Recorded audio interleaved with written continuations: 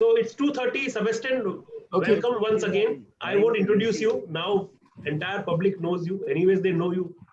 They knew you before this webinar series also. So please go ahead and share. And this time you have promised to be more interactive. So I will read questions for you, whatever comes on YouTube, for your help.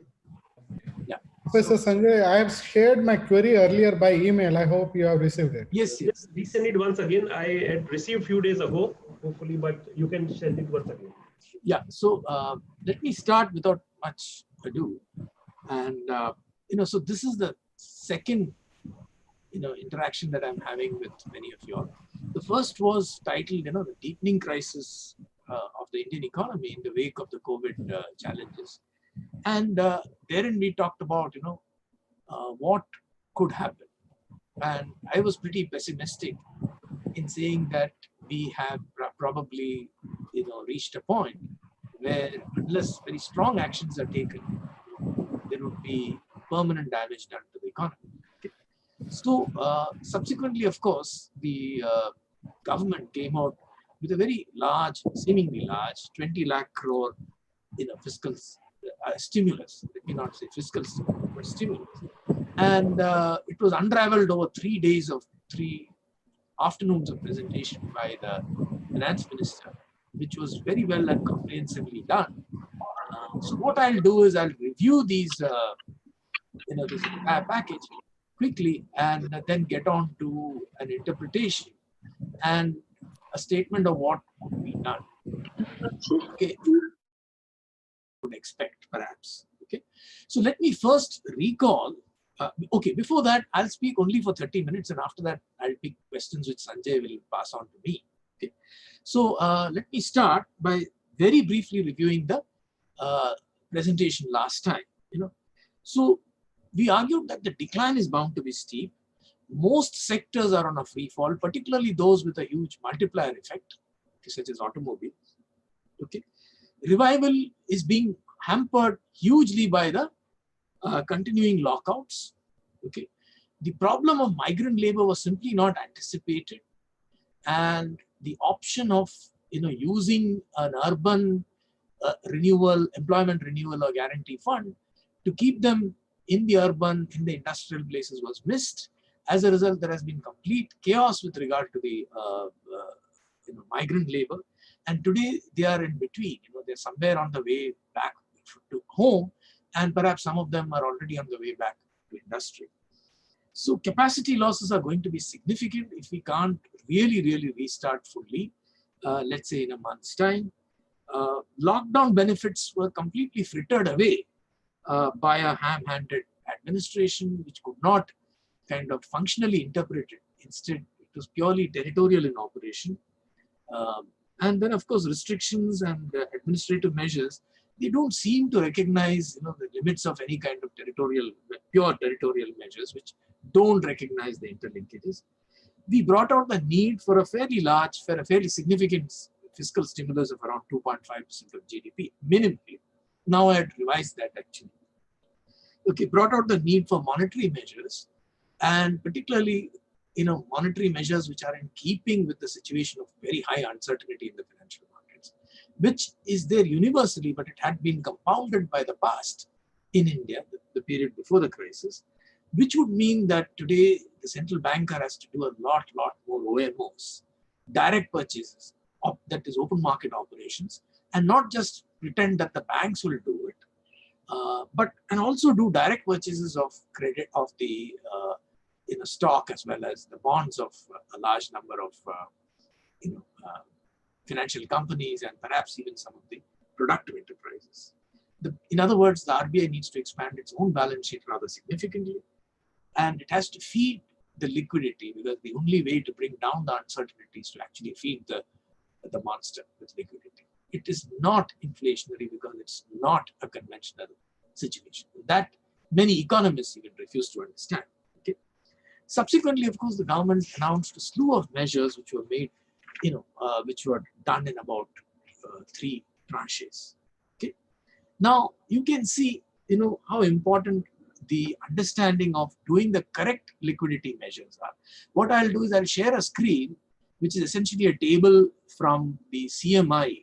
And remember, the CMI has been bringing out wonderful analysis and bits of information, tables and so on, which for any rational economist, you should be able to make sense of and see it. So let me just share a screen, which should be self-revealing in terms of the liquidity. Okay, yeah. So here it is.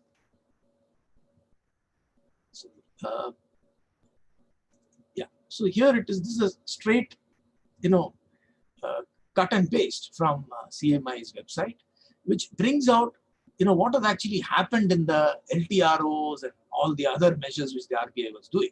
They're not going to work because the entire money came back in the reverse repo back into the coffers of the central bank. So that's inevitably going to happen, not just because we have a public sector banking system, but any bank would do that in this situation of extreme high uncertainty, because there is a value in combining a whole lot of measures together, because then it gives the confidence. First of all, then it becomes more workable, and secondly, it gives the confidence to people that look, there is something seriously intended and there is a strategic intent.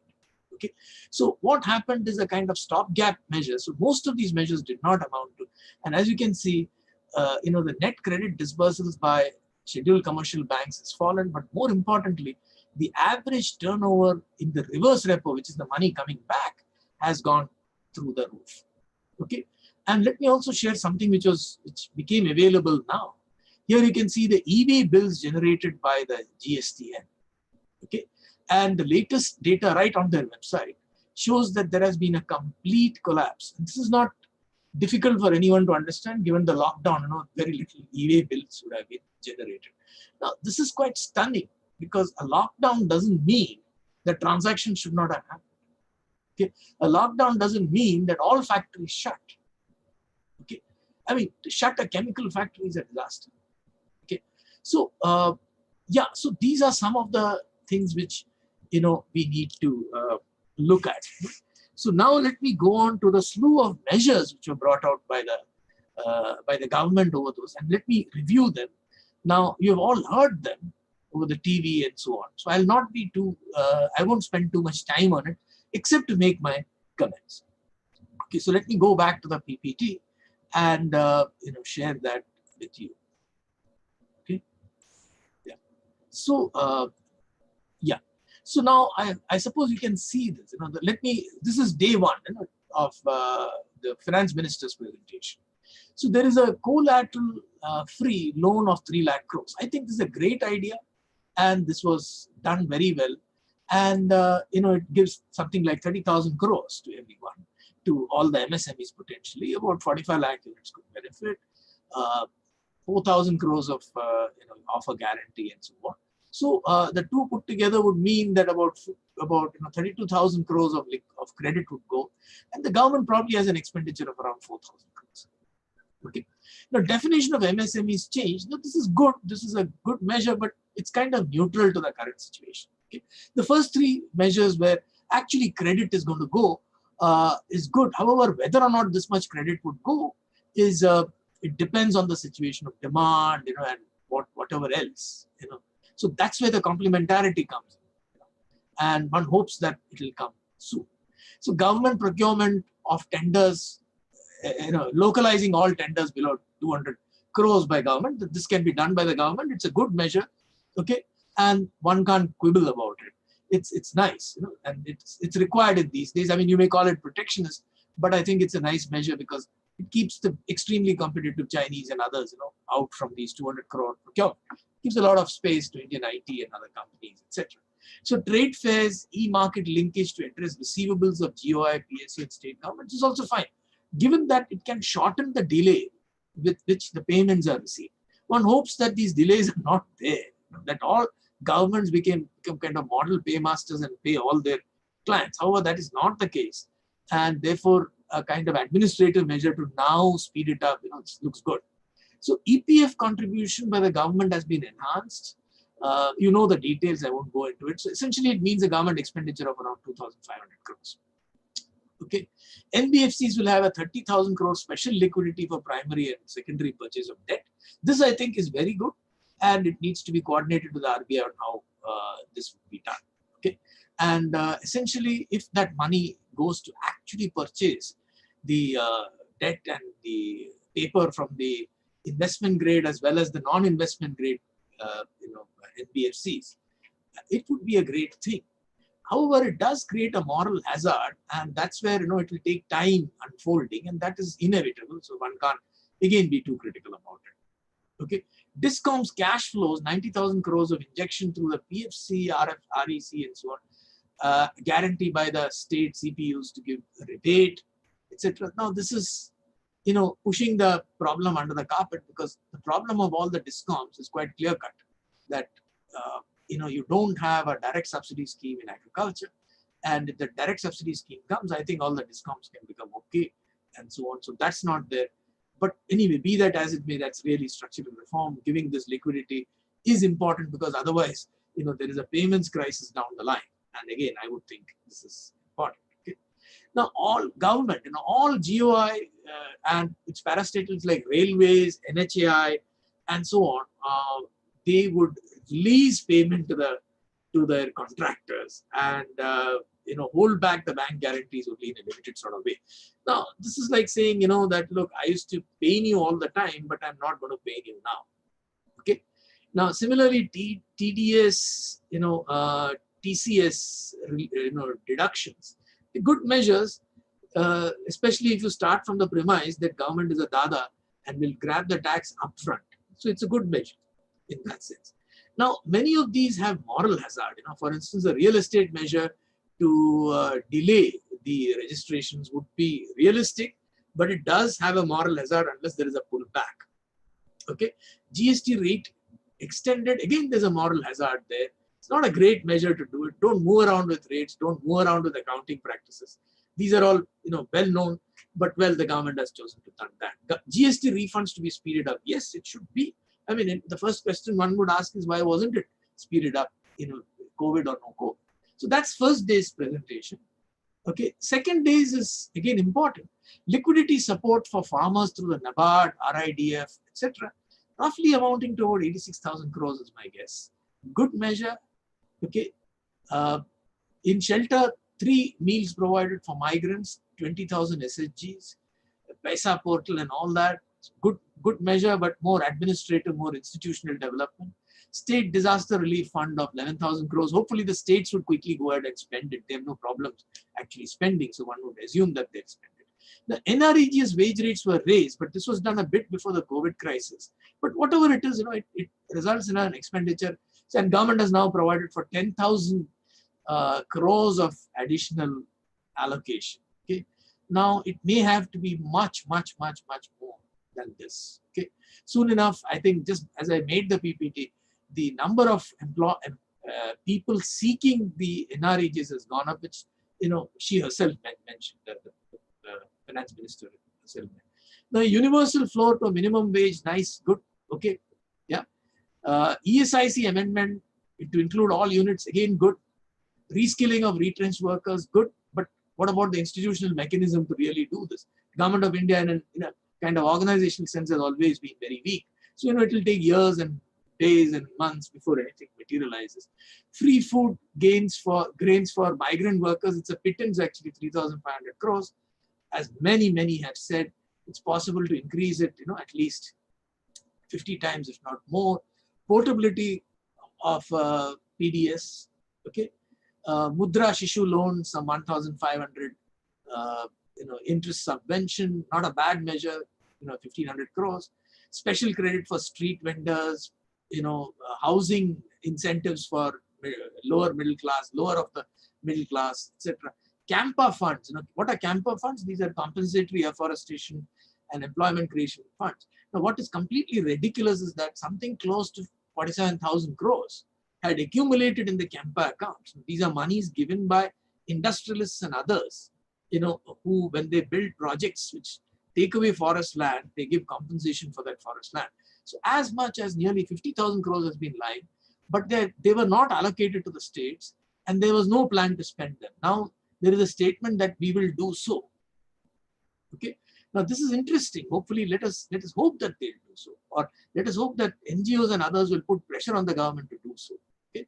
This will greatly benefit tribals and other SC/STs and so on in the fringes. Okay, but that it was not done is almost a crime. I mean, and, my NGO friends tell me that, look, there's very little on the ground that has happened. But over the last 1 year, something has moved, and that I think is good. So the government is seriously intends this, and one hopes that it will be pushed. Okay, so farmers emergency fund through NABARD, Kisan credit, for fishermen and others, subsidy credit, for housing. Now these are all credit measures. Now when you compute the subsidy equivalent in the housing, it comes to about 1,400 crores. Yeah. Okay. Now on the third day, she came out again with a fair amount of announcements. One was an agri-infra funds, a corpus for FPOs, cooperatives, and so on for infrastructure development at the farm gate. That means in and around the farming operations. That means after post-harvest, supporting food and agri-business and startup of micro enterprises. Screen, yeah, slideshow, yeah, slideshow.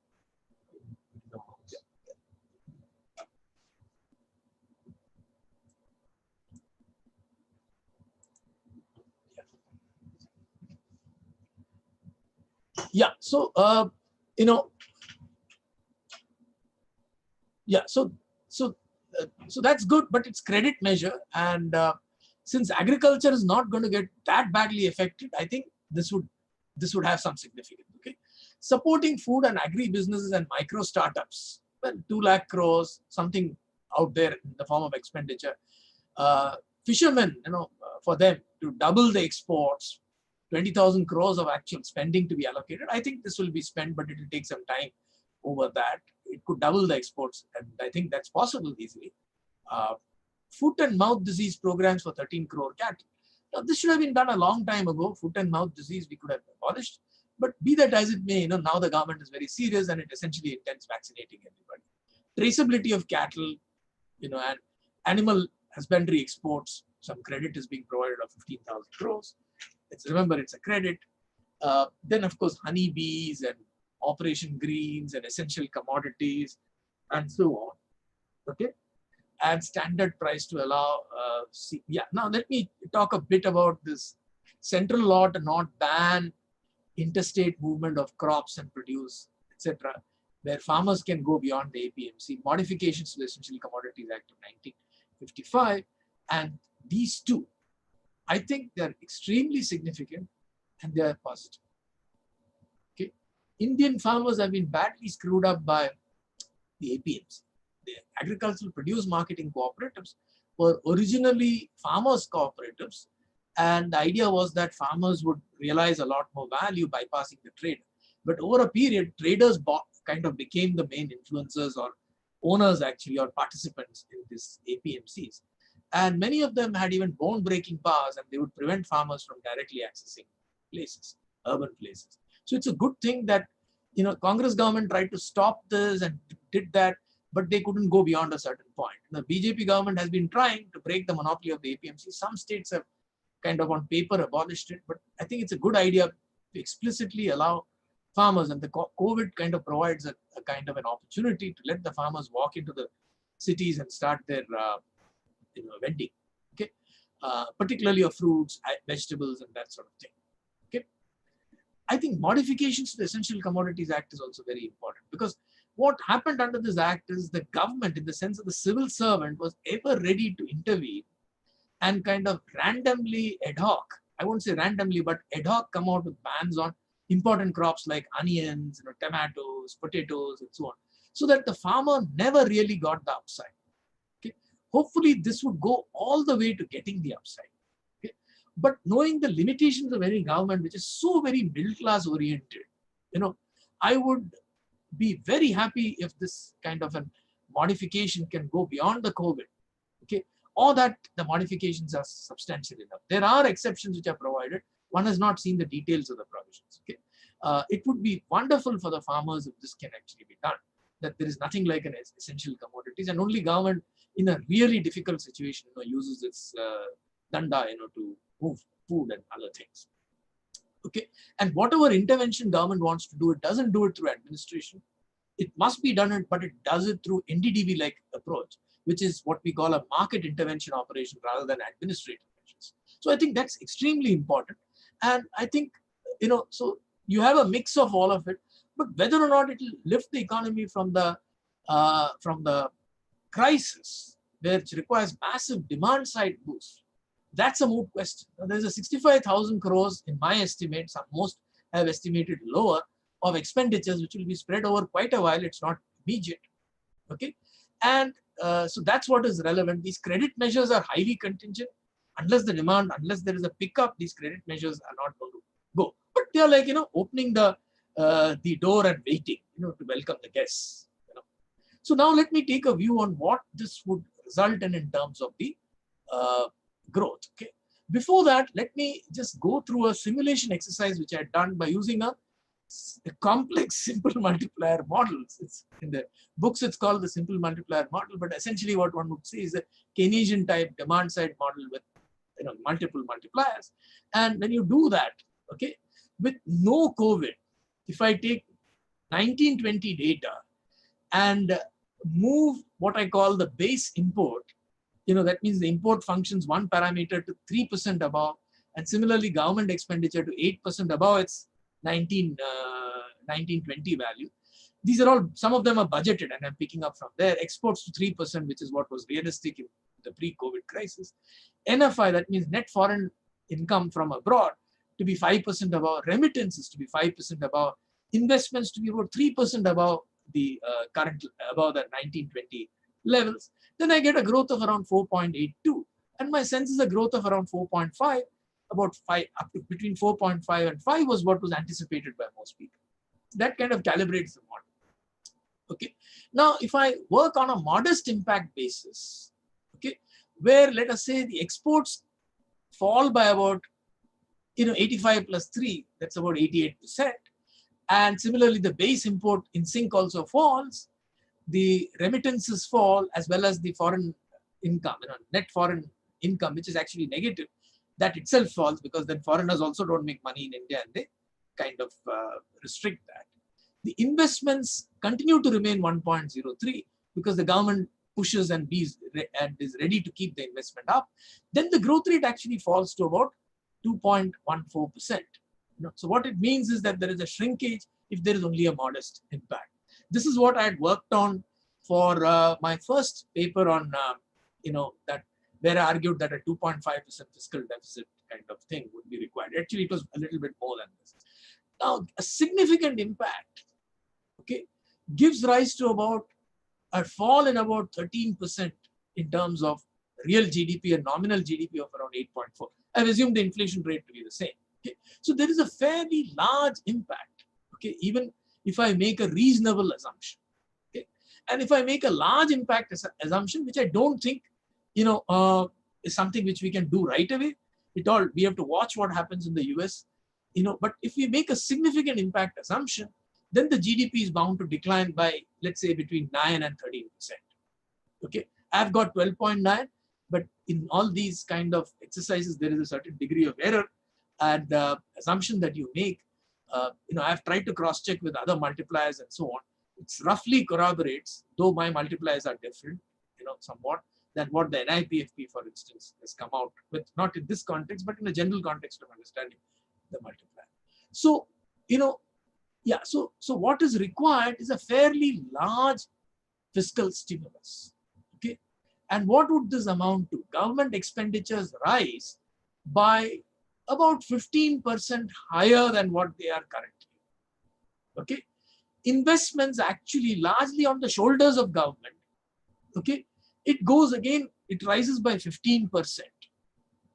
Okay, now obviously the private sector investment would have been crunched. So the government has to spend on public investment at least 20% more, if not higher. Okay, and similarly, there is a massive kind of support to consumers in the form of a consumption support of around 20 lakh crores, and that will bring the economy back to about 2.67%. Okay, now this is what one would have to do if there are no tax cuts. Okay? However, tax cuts can have a very interesting example, a very interesting impact.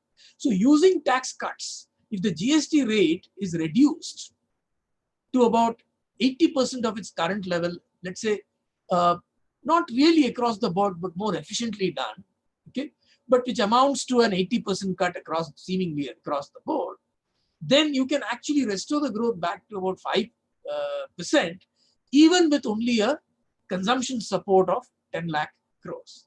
Okay. Now this is important because, you know, a significant impact versus a modest impact is actually based largely on what would happen given the lockouts and the continuing lockouts. Okay. So if I feed the kind of information which is available on migrants and put together the unemployment information from the CMI, the decline in the, you know, in the labor participation rates and so on, essentially it will knock out, because of the disruption and autonomous consumption of around 100 lakh crores. And therefore, you know, you have to really plan for it. Okay. I would guess that, you know, at least a third of it has already happened. Okay. Because of these 2 months of lockout, maybe a fourth of it has already happened because of this lack. So I would think that it's possible to bring back, but it would require a Keynesian type demand side model with multipliers. Okay. And yeah, so this is what it would require. Okay. So of course, quick comments. I can elaborate on this if there are questions. Most are credit enhancement measures that the government has announced. Okay. In itself, they are not going to be work in themselves. They could do a bit of holdout for the companies which would otherwise sink, but they are limited because the demand side measures must kind of come in. And other enablers, you know, like perhaps the most stupidest ways of locking out needs to simply go. Okay, we need to go to a functional restriction from lockouts. You know, the word lockout should be banned.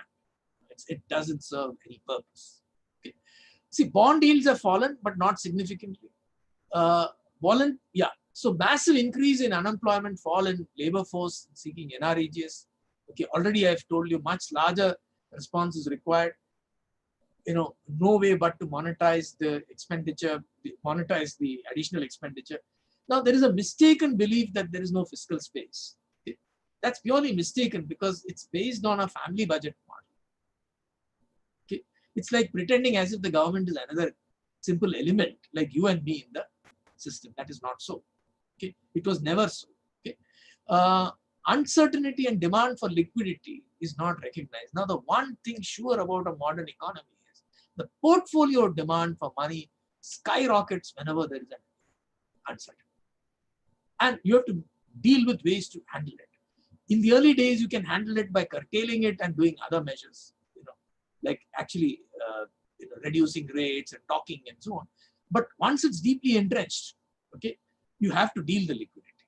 Even that may not work to revive the economy, but at least it will stop the collapse. Okay.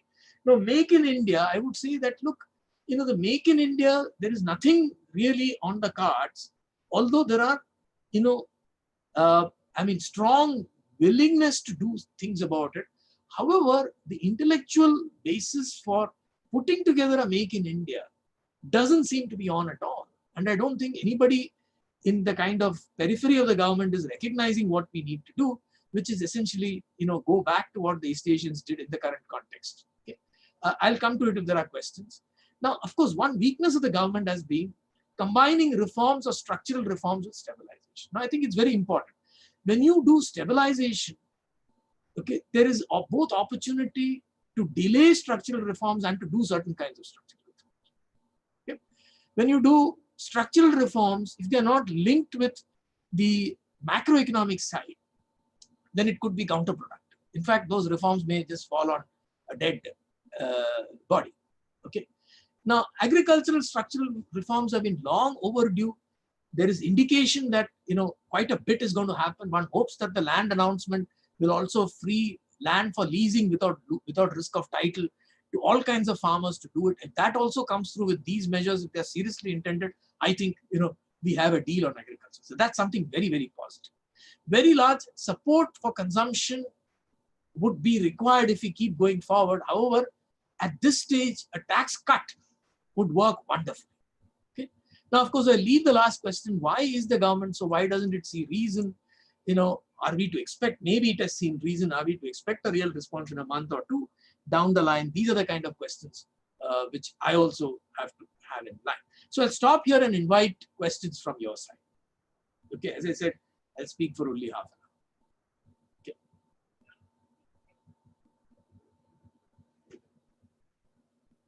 Yeah. Sebastian, there are many questions both on YouTube as well as chat box. Yeah. So, just read them to me. Yeah, I will read them for you. I will read few questions at a time. Yeah. So Manas on YouTube asks that 45 lakhs MSMEs to 4 lakh crores MSMEs, average per MSME, is it enough? So basically, is he saying that is the amount given for MSMEs enough or is it less? That's a question related to MSME. Yeah. And someone has asked somewhere that you are giving money to MSMEs, but if it doesn't reach labor, is it going to benefit? So I think these are two questions related to MSMEs. I will look for further also. A few further questions also, but these two you can answer maybe. Yeah, okay, so these are fair questions. In a sense, I have already addressed that. See, there is often complementarity. In a kind of a deep situation like this, there is complementarity which is required. Because you see, there is both a supply side problem, a demand side problem, and as a result of all of it, a payments mechanism problem. Okay, that means the financial sector, which allows transactions, is itself problematic because now you trust each other less because you believe that somebody else may become insolvent and so on. So there is a three-sided problem. So therefore, simultaneous, coordinated, and strategic measures are called for. Strategic in the sense that they're integrated.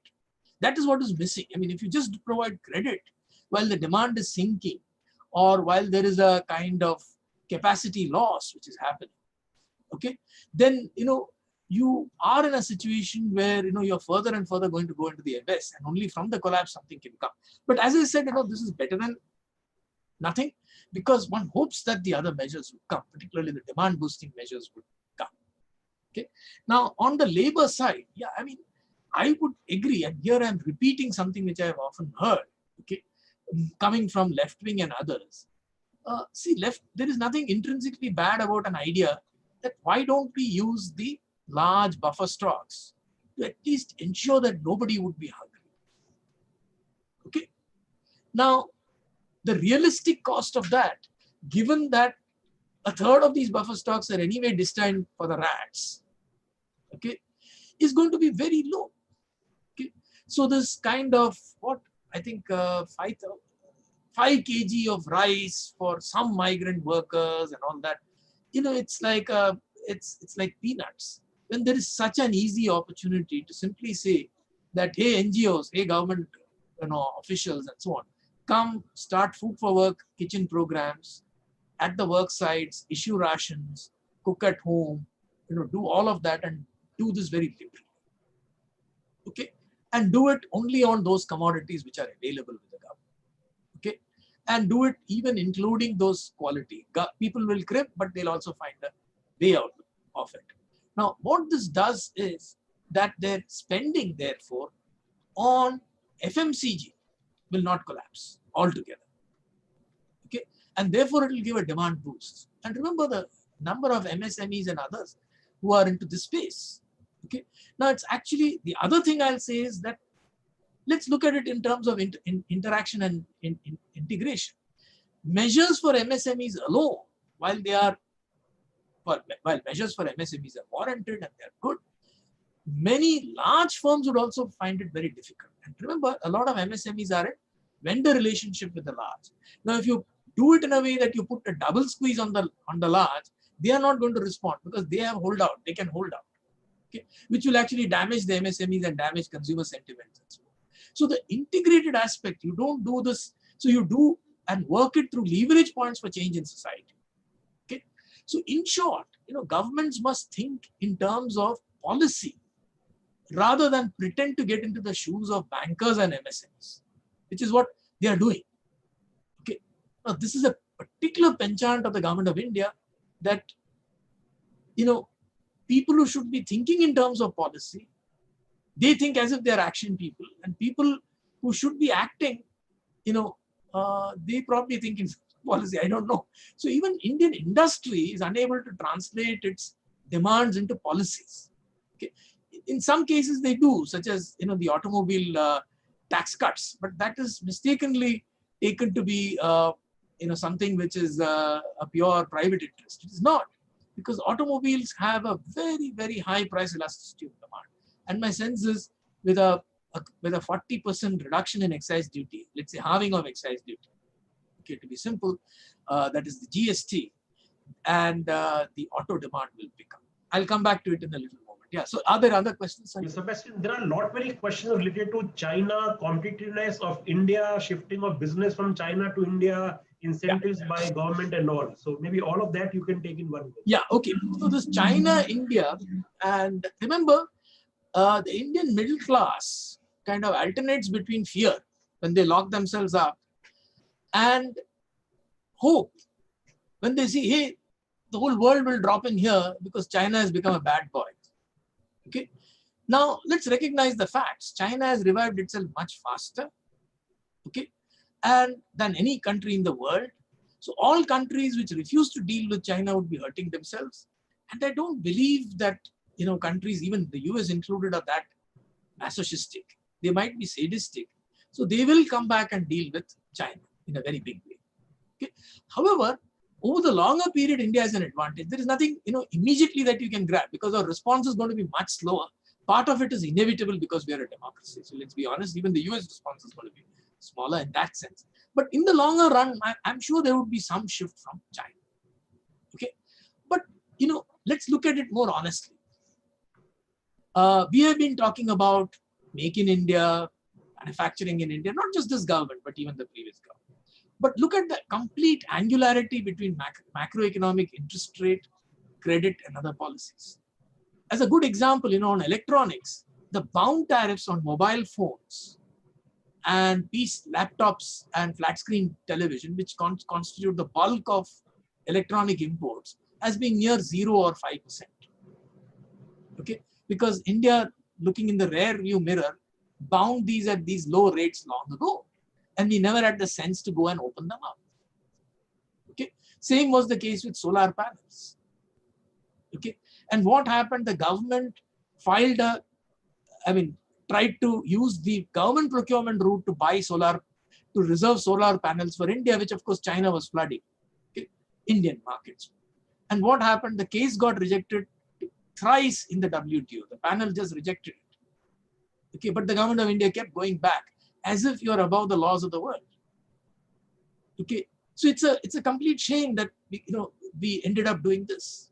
So why aren't the bound tariffs renegotiated and raised to high levels? Trump's bulldozing China provided an opportunity for government of India to raise tariffs to about 12.5%. But 12.5% is not going to create a revolution in electronics assembly. A revolution in electronics assembly you can actually create by having a bound tariff for fully assembled ones, giving near 0 tariff for CKD and substantially made products in India, and then creating a good tariff for components as we go along, but not immediately. Okay. So that if assembly of 100,000 crores worth of electronic equipment happen in India, okay, the entire lot of component manufacturers will come to India. We can use this. In fact, this is exactly what China did some 15 years ago. Okay. So those kind of strategic initiatives are not there. The government is kind of caught in just one framework. Ease of doing business is everything. Okay. So I make it easier and easier and easier. In that process, the laws of economics, of tariffs and so on are being completely. Okay. So hence, I'm very skeptical about being able to through these measures, things from China. However, if we strategically get it right, okay, namely, if we are able to bring down the exchange rate, not because the market knocks you down, but because you strategically underprice your currency, bring down the interest rates, okay, and also work on the tariffs in a very interesting way, okay, which is sequenced and strategic, okay, then actually there is no stopping the country. But, what I'm saying is just the middle class, just wants to hear good things so that it feels good. No, that's not going to work. Okay. Yeah. So any other question? Yeah, Sebastian, there are many questions. So there are questions related to GST, and there is one question specific that government is trying to work on the supply side, but what about the demand side? So related to GST also, that there is a question which says that now that government is reducing or companies are reducing the salaries or payments to employees, the demand would go down. So all these are related questions. Yeah, okay. So good you raised this, because I wanted to spend a little bit more time on the GST. You see, if you look at the GST rates, they have been a pure, what I would say, isomorphically mapped from the original excise, sales tax rates, etc. onto GST. Okay? There's hardly any change. Now, there's nothing that tells you that those rates have been rational. The only rationality, there's only one element of rationality, is that those items of mass consumption, such as raw food, have been kept very low. Okay, which I don't think is irrational, which I think is fine. However, the rates on all other products could be as far from revenue maximization if you think the product is a sin product. Okay.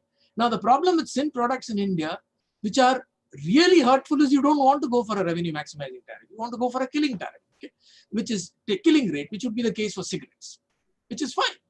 However, for alcohol, do you want to have a killing rate? I don't think so. Okay. At least those states which are liberal could go for a revenue maximizing tariff. So one thing which is missing is the revenue maximization in the case of sin products. Now come to the other non-sin products. Okay, they are not necessarily tariffs which are optimal.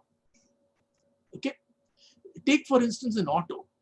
I'm not so sure that currently what the government collects by way of auto is the maximum it can collect, because if it actually reduces the rate, the demand could be much higher and it could collect more. Having said that, but that's something which we should have experimented with and done studies and figured out. But right now there is a great opportunity to use the auto sector. See, why am I talking about the auto sector? The auto sector, with its two-level input-output linkages, okay, constitute as much as 40 to 45% of Indian manufacturing. Because we have ensured that besides auto and chemical, and rather drugs and pharmaceutical, there's very little else in the economy. Okay. So the input-output linkages, are quite significant, and therefore they grab something like 40 to 45%, I guess, of the manufacturing sector. Okay. And I would think that the demands can be made very price elastic in the following way. So one of the things that I would like to suggest is the following: and a kind of consumption or a purchase tax offset. Okay, just like an investment tax credit, which has been widely used in the US. Of course, these things are hardly known, I don't know, in policy circles in India. But what I would say is a purchase tax credit. Now, what do I mean by that? Okay, let's say in the next 1 year you purchase a car. Let's say the excise duty was 18%. I now say that if you purchase it in 1 year, you will pay an excise duty which is 30% of that. That means you'll pay, instead of 18%, you'll pay 30% of that, that's 6% duty. So buy an SUV or buy a car at 18% duty effectively, which is claimed to be 18%, at let us say 6% duty, as long as you do it in 1 year. What will happen? Discretionary consumption, and it's very important that this is discretionary, gets crowded in today. And if that happens, the demand side gets blown. And I think that's going to be very, very efficient. Okay. So if you really want a change of that kind, this is the way forward. Okay. So you must recognize the demand elasticities, the price sensitivity of demand, and the income elasticities of demand. Government of India's approach right from history has been to completely ignore it. We pushed the railways, for instance, to a freight tariff by which all the freight was on the roads, pound on the trucks, pounding the roads, while the freight carriage by the railways was much lower than what could have been. So what was the net result? Even without the Chinese railways carried 8 times more freight than did the Indian railways, because you kicked out the entire freight and you were carrying the things that you should not be carrying, namely medium distance passenger. Okay? You're not pandering, you're not catering to the real efficiency of the railways, the real comparative advantage of the railways, more correctly. Okay? So this has been a disease, and I'm sure if you examine product by product, you can find various ways where the emotive element, gets in. अरे car luxury है, तो उसको ज़्यादा से ज़्यादा duty. SUV को 28% डाल दो. Given the demand side in SUV, if you reduce the duty to maybe 15%, you'll actually collect more money on SUVs. Okay, so this is something which completely misses this linear accountants, khata wala thinking, which is part of the government of India today. Okay, so one needs to get out of this khata wala thinking. Okay? Yeah. Any other question? What time you have to go? You tell me. I have a lot of questions. Yeah. Okay. Let's have your question, Sanjay. Okay. So, I have questions from participants. Yeah. There are questions related to labor migration, all those labor problems that have emerged in recent past, maybe last 15, 20 days. And therefore, what will the impact of that in near future and long future? And impact, therefore, on industry also and whatever. For example, if yesterday there were no labor in the market even when shops opened. So, how will companies be able to work? Yeah, good question. See, suddenly this labor issue has hit all of us. Okay, and let me say that, while one could anticipate some part of it, some of the other things I didn't know. Okay, so what is this labor issue? Okay, the labor issue is that a large part of the labor force is actually migrant. Okay, my good friend Professor Chinmaya Tubbe, who has a wonderful book, I think those who are interested in migrant labor should pick up his book and go through that. It's the first book, and I think it's remarkably, appropriate to. I should invite him. I'm planning to invite him. Yeah. So, so I've learned a great deal from there. Now, the point I'm trying to make is that, look, Indian labor, why did this extraordinary, movement within the country happen? I would guess two reasons. One is quite significant differences in the demand side and in the labor and in the wage rates. Some caused by a reservation wage going up, like in Kerala. Others caused by a demand for industrial labor and urban labor, like in Gujarat, Maharashtra, and the production states and so on. So these were the two factors. However, implicitly, I think there is a third factor. Okay. See, labor laws were bypassed in three ways. Okay. One is using Tempi's, that is contract labor. The other is by using contract labor is one. The other is by outsourcing. And the third one, which kind of overlies both, is by using migrant labor. Because remember, migrant labor have absolutely no rights. They are treated worse than animals, I would guess. I mean, a local cow would have better protection than a migrant labor in India. Okay, there's no doubt about it. Okay, so till they settle down, and a lot of migration in India is of this kind, which is purely labor seeking, for the fact that the women don't move, unless there is a settlement which happens much later, maybe after 5-6 years, the women move. Okay, so it's not a very healthy migration. Okay, it reflects the weaknesses of states like Bihar, Orissa, Bengal, and so on, in having done absolutely nothing to have an engine of growth. Okay, correct. At least Kerala did not. Kerala also never had an engine of growth, but it had a high reservation rate due to the Gulf side. So they are no model either. Okay, and so therefore this huge labor issue has come up. Okay, now this has been revealed in a very significant way. So people who should be knowing, I mean, some industry leaders from, let's say, Jharkhand, for instance, called me up and said, "Hey, we didn't know that there were 20 lakh Jharkhand workers in outside, and now we know." Okay, so you can imagine, what kind of perspective the government would have, because it was completely unseen. Okay, and many of us middle class who are busy locking ourselves up and closing the doors also don't see it. So there is a complete coherence in a middle class government's actions and in what we think. Okay, so the one set of people who have been really, really hurt are the migrant labor. The human side of the tragedy is enormous. And these are not beggars or anything. These are people who worked very hard. Many of them actually reasonably well educated. Quite a few of them semi-skilled or skilled. Okay, and very few of them actually that unskilled that they are just picking stones and throwing them or something. Okay, so so now what happens? These guys have been demoralized. They've gone back. Hopefully, if the revival happens, they'll all come back. Okay, But some of those baby steps, both in the right direction and the wrong direction, which this government is seeking, kind of points to the need for more comprehensive idea of India. Okay? India will have a lot of migration. However, the big states like Bihar cannot afford not to have their own local engines of growth. Okay? You can't just send all your people to Kerala or Gujarat. So this regional development issue, that regionally we can't have these extremes of development, would be highlighted. I think that's the long-term picture. And of course, the strategic thing is that India's development process has to be labor intensive in design, in strategy. And unless it is, there is no demand side consistency, and therefore you're not going to grow. So willy-nilly, you'll be forced to go for labor intensive, approaches.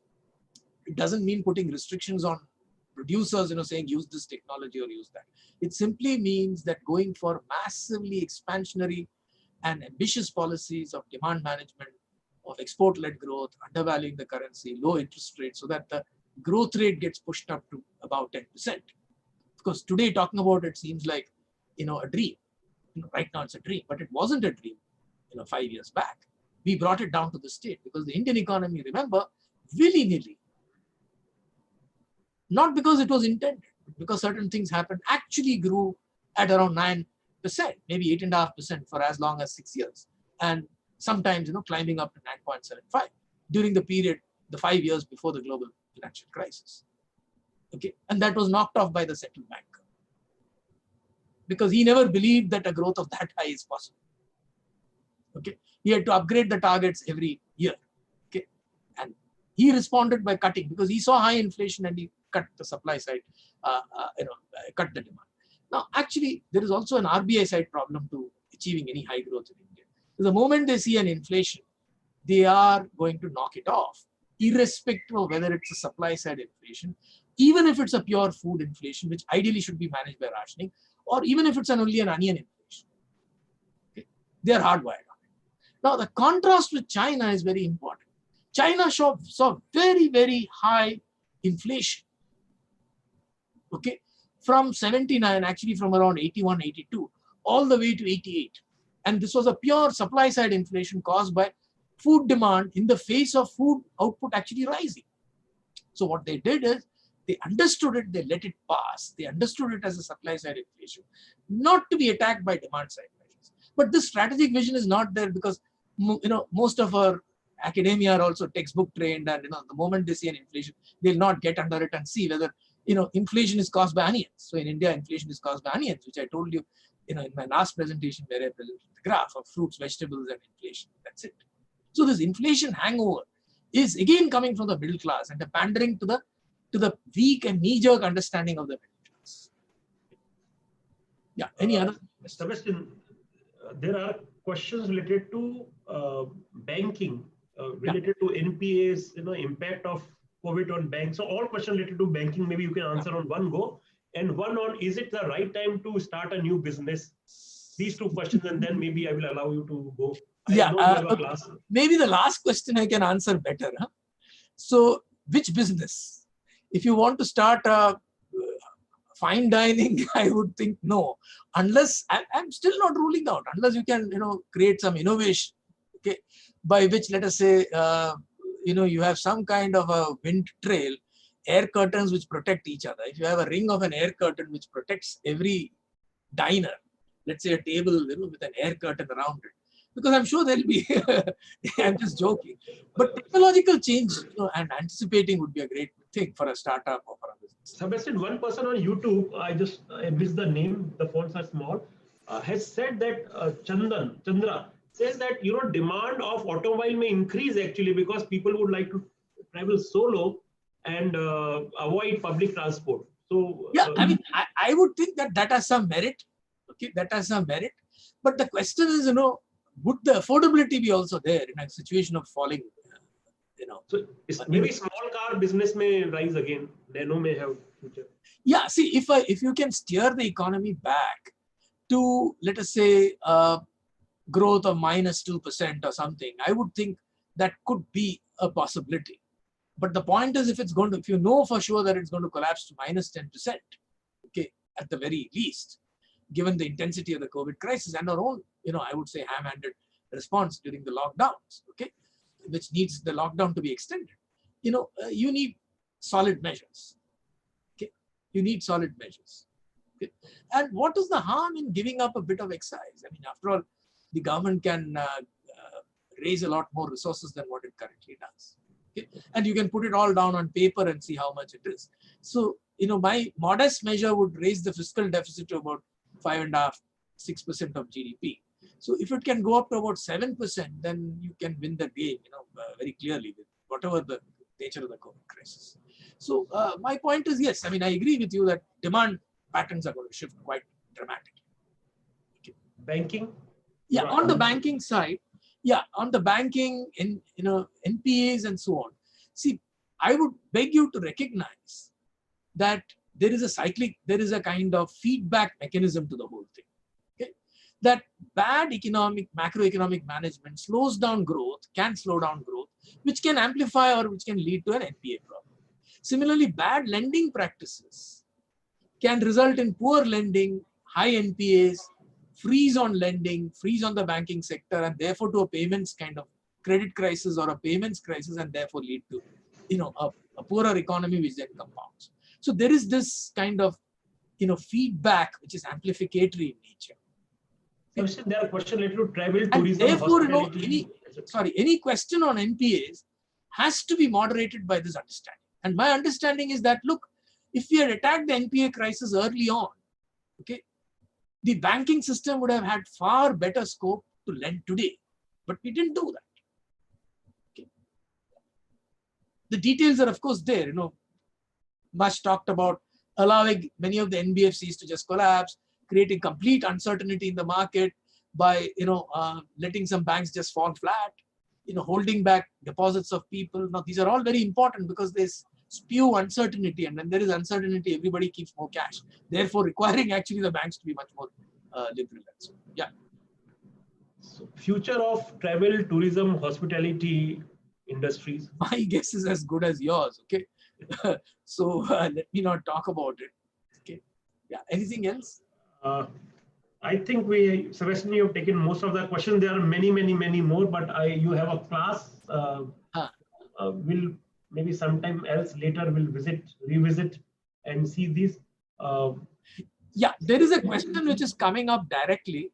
Yeah, I mean, direct cash to labor, sure. In fact, direct cash to labor at the workplace would be wonderful, even if they're staying idle. So that when the work starts, they are there and available. And it will also subsidize the employer to, continue to hold on to labor instead of throwing them out. See, now, remember the Supreme Court, I think was it yesterday, has objected to the government's ruling that, look, the executive order passed by the government that you can't throw out labor has been challenged in the Supreme Court. And my guess, I've not seen the judgment, but the Supreme Court has apparently ruled that, that's not all. You can't throw out people because it takes away the right of business. Okay.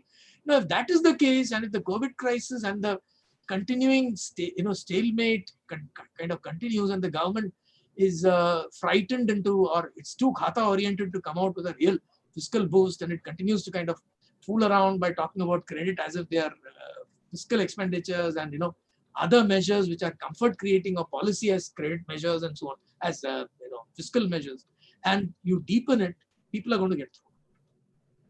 Okay, it's a capitalist economy. Okay.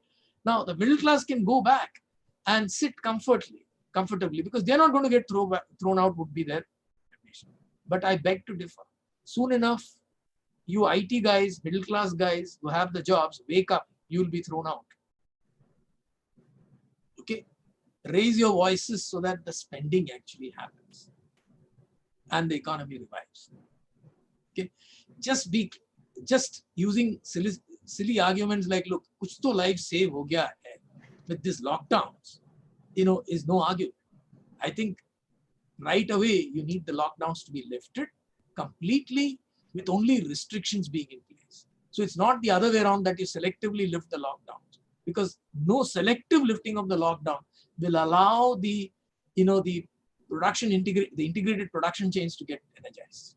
Okay, and nobody is going to rechain it for a short period. So therefore, inevitably you are going to sink. Okay. Yeah.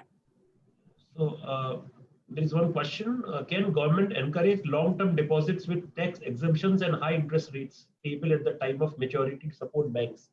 See, okay, now, this is again a problem, because think it through. We are not talking about savings. We are not talking about flows of resources, financial resources, and so on. That doesn't help, because right now the situation is where the spending needs to be revived, and the product and the shops and the factories need to open. Okay. Now, what you're talking about is a financial aspect of spending. That means when you say investment, we loosely use the term as if you're spending. You're not. It's the companies which do the spending when they buy capital goods. Okay. When you invest in a company, you're not spending. You're just giving it on loan to the company. So what India requires today is spending, and the most basic, the empirically most sound macroeconomics tells you that unless the spending goes up, economy will not revive. And of course, economists can differ on how the spending needs to be pushed up, or why, whether you need to do it. But all are agreed that the spending has to go up, otherwise the economy cannot revive. Okay. They're Keynesians, monetarists, nobody can differ. Yeah. Yeah. So last question. Okay. Where will 20 lakh crore come from? And then you can again, this is a standard question which happens and which is going to happen in the mind. See, it simply means that the fiscal deficit as a percentage of GDP, past GDP, goes up to maybe about 7 or 8%. I'm not exactly sure about the calculations. Okay. Now, what is wrong with a 7 or 8% fiscal deficit for a while? Remember, we had a fiscal deficit of close to 8.5% on the eve of Narasimha Rao's reforms. And then we brought it down all the way to about 3.5%. So a temporary interlude where the fiscal deficit can go up as high as 7.5% is perfectly all right. It's only, people who can't see the macro aspect of macroeconomics, but to kind of convert macroeconomics into micro into a number of people who lose this game. Okay. And most importantly today, if the interest rates can be brought down to about 2% on government bonds, the government's cost of borrowing would be very low. So all that the government would need to do, it doesn't need to force the RBI to buy it. If the RBI reduces the interest rate and keeps the interest rate at 2% through both a repo and OMO, okay, government can borrow heavily, in fact, much, much more than what we have anticipated, and do the stimulus. Okay, would it be inflationary? No, because the standard model, which tells us everything, tells you that unless the demand side exceeds the full employment level of output, the inflationary pressures will not be there. Okay. So it's a wrong reading that, if the fiscal deficit goes up, the inflation should go up. Yes, it would go up in certain kinds of situations. That doesn't mean that in all situations. So recognize that difference. And I'm kind of asking over and over again that there is a macro to macro, which many macro economists don't recognize, and that's part of the tragedy. Okay, okay, thanks, Sebastian. Thanks a lot. Okay, thanks. Once again, thank you. Yeah, let's hope that the government in about a month's time, comes out with a really nice fiscal push, as well as comes out with measures against the worker in favor of the workers. And so. Okay, thank you. Thank you. Thanks to all of you. Thanks. Thank you. And we'll have another talk next week. Yeah. Thanks a lot.